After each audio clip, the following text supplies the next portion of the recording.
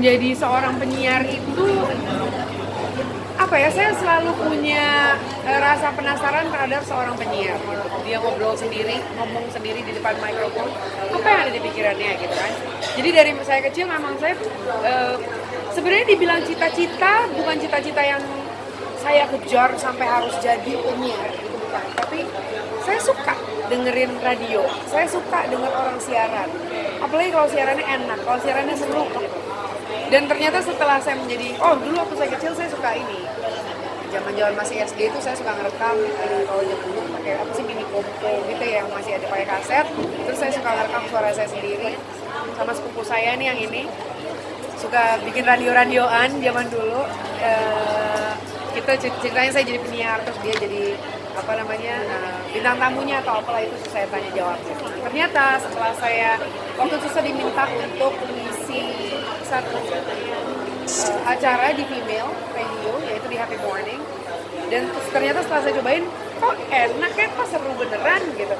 Jadi 2 kali lagi saya datang, 3 kali, terus begitu saya datang lagi saya merasa wow, saya nggak harus tampil dengan make up, dengan rambut yang harus selalu ditata rapi gitu. Saya ngerasa ada kenyamanan tersendiri ketika saya sedang menjadi penyiar, ketika saya sedang siaran gitu, tanpa saya harus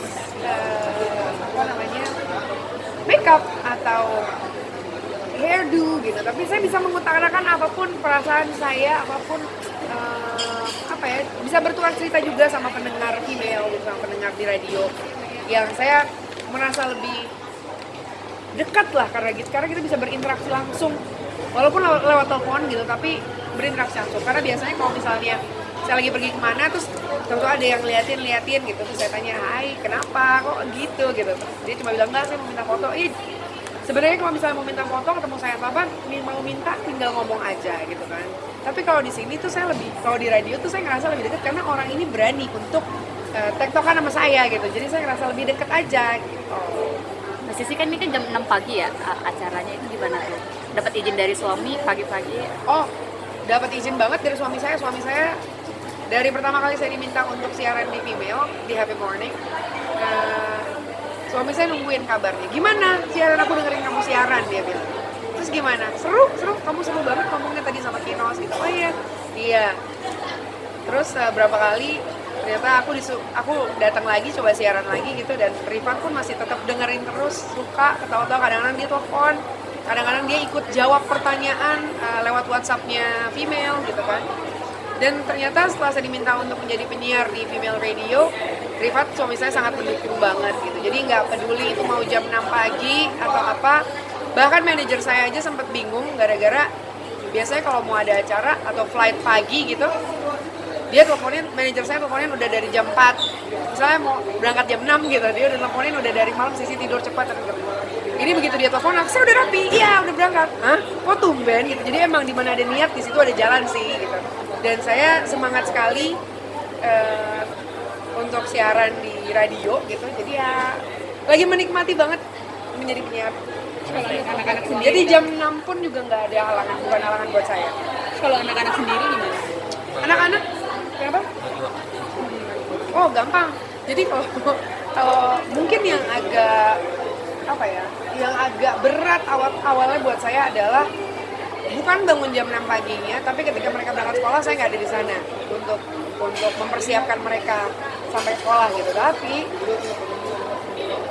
maksud saya ya nggak apa-apa kok gitu, tuh mereka pulang saya udah di rumah gitu. Mereka pulang sekolah dan seharian itu saya bisa menghabiskan waktu sama mereka gitu. Jadi yang saya pernah tahu adalah waktu paling penting untuk anak adalah ketika bangun melihat orang tuanya atau mau tidur bersama orang tuanya gitu. Jadi karena saya nggak bisa melakukan yang pagi, anak-anak bangun ada saya di situ, jadi saya melakukannya yang malam gitu. Begitu anak-anak mau tidur ya pasti saya ada di rumah, saya bisa jamin itu gitu. Jadi anak-anak pun mensupport, mereka udah tahu jadwal saya.